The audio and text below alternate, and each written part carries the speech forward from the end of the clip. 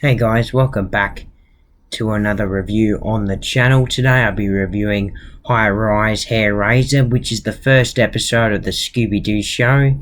I decided to review this episode just for you guys. I picked this one myself. But yeah, without any further ado, let's get straight into the review.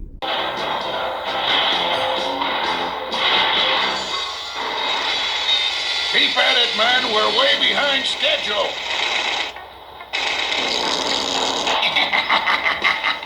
It's the spectre again. It's the spectre!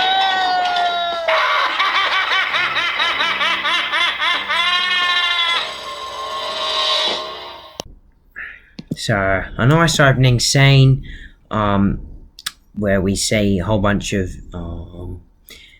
workers working on this building. They've only got the skeleton up so far, and yeah, it seems to be a big building with heaps of floors on it. And then we hear this mysterious chuckle, and we see the spectre, and he chases off all the workers. And then we cut to the gang who are inside Sam's pizza parlor, and they're making. He's making pizzas. Scooby eats the raw pizza dough, and they're reading the newspaper. Fred asks Shaggy if there's any jobs available, and there's construction work is needed.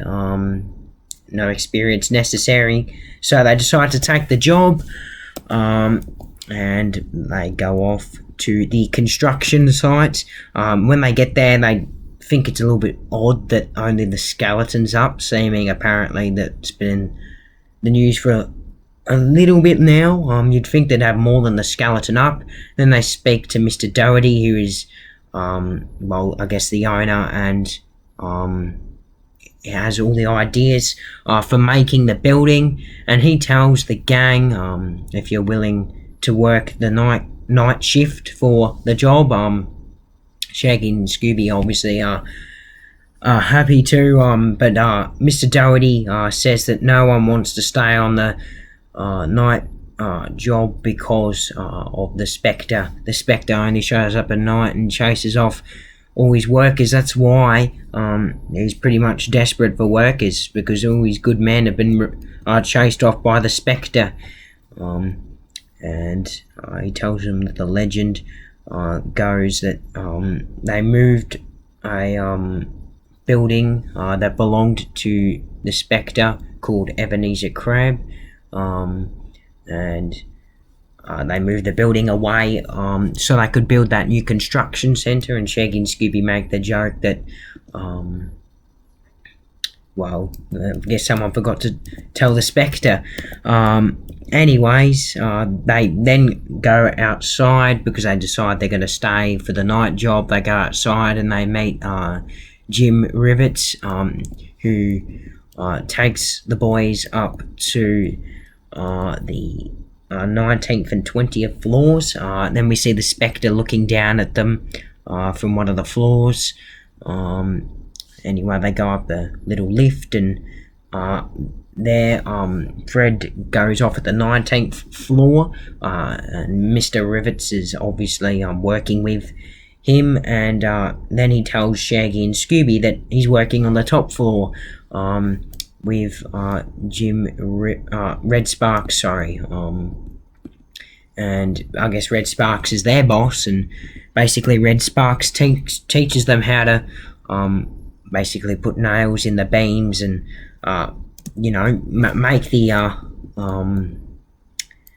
building, and then he leaves them, and they're on their own. And after a little bit of joking around from Scooby, Shaggy asks for a towel, and the spectre drops a towel, and Shaggy thinks Scooby did it. Then a little later on, Scooby tries to pass Shaggy a bucket of rivets, but the spectre's in the bucket, and Scooby tries to tell Shaggy that the spectre's there, but I can't hear over the loud noise, and the Spectre gets away. By the time Shaggy realises that Scooby says Spectre, then he asks for another bucket, and the Spectre's there again, and Scooby then ties the Spectre to the bucket so he couldn't get away, and Shaggy then takes a look and sees the Spectre and runs for it. After more jokes and running around, they eventually lose the Spectre and meet up with Fred. They tell Fred that we should go and see how the girls are doing, and while they were working, the girls were off in the Daily Times records, and Velma finds something that once there was a young man named Ebenezer Crabbe who practiced black magic and was able to make himself young every 20 years, make himself younger. So apparently he's still alive, and he's 180 years old. Yeah, it's very, very odd. Anyway, they figure out where the old house is located, and it's owned, and it's like, not too far away.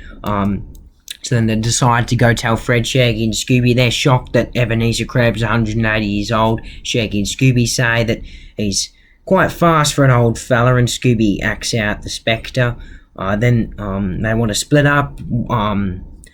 Some people are going to stay at the construction site to keep an eye on things, and the other group is going to go and check out Spectre's house, and Shaggy and Scooby want to go because they think nothing could be scarier than this construction site.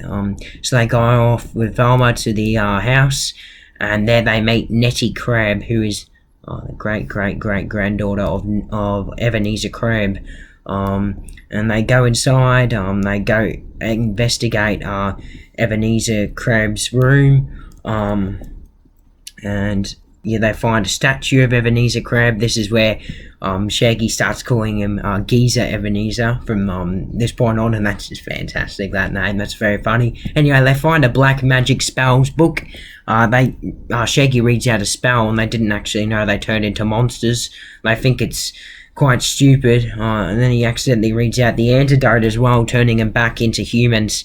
And then Velma goes looking for a trunk, and finds a few things in there, a little box full of paper bats and a receipt for a telescopic lens that was bought by Ebenezer Crabbe not too long ago. Then Nettie comes in and says, do you want a cup of tea while we wait for Ebenezer to show up? And they decide to leave, thinking they've got enough clues. They go back to Fred, Daphne, and Mr. Doherty, and they tell them that they've been, they've hit the jackpot. They found a good clue, and they spoke to his great-great-granddaughter Nettie. Then Mr. Doherty says that Nettie Crabbe died about 50 years ago, and they're both ghosts, apparently. So then Velma shows the gang and Mr. Doherty the receipt for the telescopic lens. They decide to go off and investigate that, and the Spectre is through the window and he can see them, see what they're up to. Then they go to the lens company run by Mr. Speck, and they ask to borrow a telescopic lens. And Fred tries it out. It makes night into day, really. And Fred thinks it's quite suspicious and could be connected to the trouble with the construction site, and asks to borrow it and take it to the police. And we see Ebenezer Crabbe spying on them. And then when they're driving back to the construction site, Ebenezer Crabbe jumps the gang. He was on top of their roof of the mystery machine. They go running. They split up. Shaggy and Scooby run one way, and they sing happy birthday to Ebenezer, and he runs off with the lens. And Shaggy and Scooby then go tell the gang what happened over a slice of pizza. And then Velma reads out the newspaper saying that all the safe robberies that have been also linked in the newspaper have been all around the building construction site, so they must think that must tie into the mystery somehow. They go back to the construction site to set a trap. They're going to dump some quick drying cement on the spectre and freeze him in spot. Then Ebenezer jumps the gang while they're still explaining the trap, and he's on the wrong beam as well, which makes it even worse. They run. Shaggy and Scooby try and act as bait, but it doesn't work. He goes after Fred, Daphne and Velma, and they're both stuck on this weird beam. Scooby wants to go dump the quick drying cement on the spectre, but when they go over to him, they accidentally drop the bucket. They fall into this penthouse. Ebenezer crashes right next to Nettie, and all the gang is still on the floor, and then the quick drying cement just falls out of nowhere and dumps the cement on their feet, and they can't move. Then Fred unmasks the spectre. It turns out to be Red Sparks, and Nettie Crabbe turned out to be Jim Rivets. Now, when the police and Mr. Doherty show up, they explain that they were safe burglars. The penthouse was pointed exactly to all the robberies, and they were able to see the officers with their pins in their safes through the telescopic lens that was on the end of the telescope, which allowed them to see the safes being unlocked by the officers, and they were able to rob the money, and they haunted Mr. Doherty's building because it was high enough it was high enough for them to see properly, I guess. I don't really know how that works, but anyway, they could have just used the penthouse. I'm not really too sure. Anyway, they just wanted it basically as a backup, and scared everyone away to keep the skeleton up and stop construction. Then Scooby finds the money hidden in a plant. Then at the end of the episode, Scooby gets rewarded with an honorary police dog pizza. And yeah, that's the end of the episode. Two characters really are. First, we unmask the spectre. It's Red Sparks. Hi, boss. Ah, meddling kids. Now to get the mask off old Nettie. Jim Rivets. Red Sparks and Jim Rivets. Safe burglars? That's right. Can you kids prove that? Yes, sir. You'll notice this penthouse faces all the buildings where the robberies took place. By using a powerful telescope with a special light-gathering lens, they were able to see the owner opening their safes. And copy down the combinations. Look. Now, what do you know? The Mahoney Baloney Company. That's the safe that was robbed last night. Ingenious. But why did they haunt my building? Because it was high enough to obstruct their view.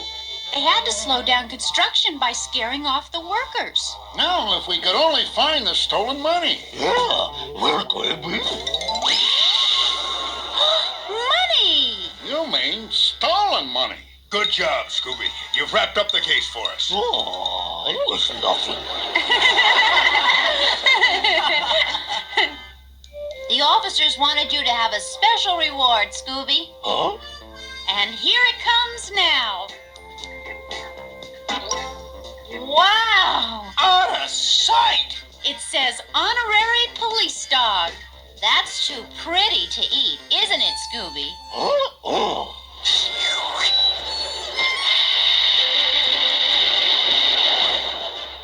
You wouldn't forget your old buddy, would you, Scoob? Oh.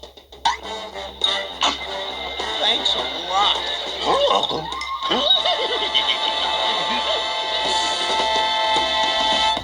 I give this episode a 10 out of 10. This is one of my favourites from the Scooby-Doo show. I couldn't wait to review it, so I decided, why not? Let's review it this week. And to change it up, and yeah, this is one of my favourites. It used to be my favourite. It's not my favourite anymore.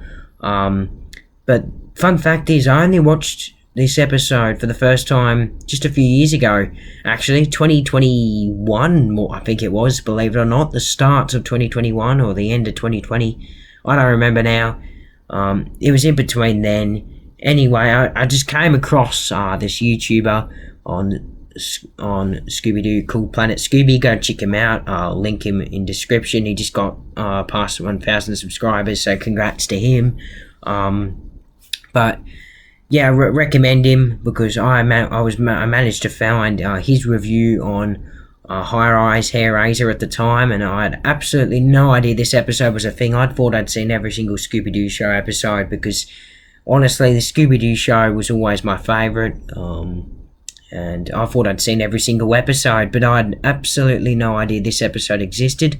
I watched his review of the episode, and it looked good, but not great, but when I watched the episode, it was amazing, and honestly, watching Planet Scooby review of the episode before actually watching the episode, for some reason really helped. I've never done this before. I've only done this with this episode. I guess that's the only reason why I have explained this to you guys. And yeah, I really enjoyed doing that. So yeah, I hope this review's helped you a lot. By the way, Ghost of Ebenezer Crabbe was phenomenal. So same with the Spectre. Geezer Ebenezer, he was brilliant. Some of my favourite villains in the show. Definitely a top 10 episode. Is it a top 5? Maybe. But yeah, one of the best in the show. 100%. One of the best from season 1. I hope you enjoyed the review. And stay tuned for tomorrow. I'll be back on Be Cool Scooby-Doo Reviews. I'll be reviewing The World of Witchcraft, which is the 23rd episode of Be Cool Scooby-Doo. But until then, I'll see you guys next time. He's not hungry. Can't let it go to waste. People are starving, namely me.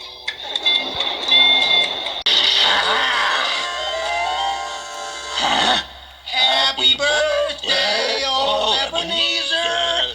Happy birthday to you. Now blow out your candles and make a wish, Geezer. Ebenezer.